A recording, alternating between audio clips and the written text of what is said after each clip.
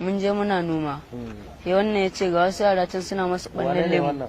Anas Ibrahim ga wasu can suna masa ɓannan lemu abinda ba su so. Sai muka yi masa tsawa suka zo da muka yi masa tsawa suka zo sai suka zidda lemu ga kwarin kuya da suka zidda shi ga kwarin kuya Mubarak ya kwaso Anas Ibrahim ma ya kwaso. Ya zama daga ku sai ita kadai. Sai aka yi uku. Sai ni ta zo ta ruga Allah bai sai kawai na kara mata kafa ta faɗi. Ka taɗe ta. Na'am. Sai kawai zanen ta kwanci. Sai Mubarak ya so ɗaya ne so ɗaya. Me kai so ɗaya? Mun yi fasikanci ita so ɗaya Allah bai. Me fasikanci? Iskanci. Me iskanci? Zina. Me zina? Kai magana me kuka yi mata? Gaskiya mun yi fasikanci da ita mun yi zina ni so ɗaya ne wannan Mubarak ware sai ni sai Anas.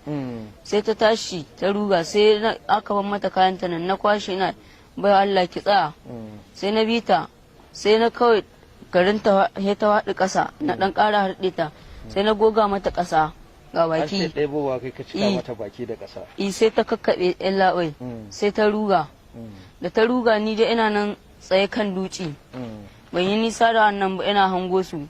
To sai dama akwai yan wanka cikin rahim. Ni dai na ji ƙarar haɗa he muka ji can kare na haushi. Sai muka ji yan wanka suna ta wankan su. To ni kuma daga nan sai na dawo. Sai wannan tana tsaye harɗe ta ya cire mata abin ga zani. Sai ni na fara amfani da ita so ɗaya. Sai Anas Ibrahim ya amfani da Aliyu Mika shi ya amfani da ita.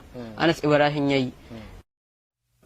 Kasance ɗaya daga cikin masu bamu ƙwarin gwiwa na like.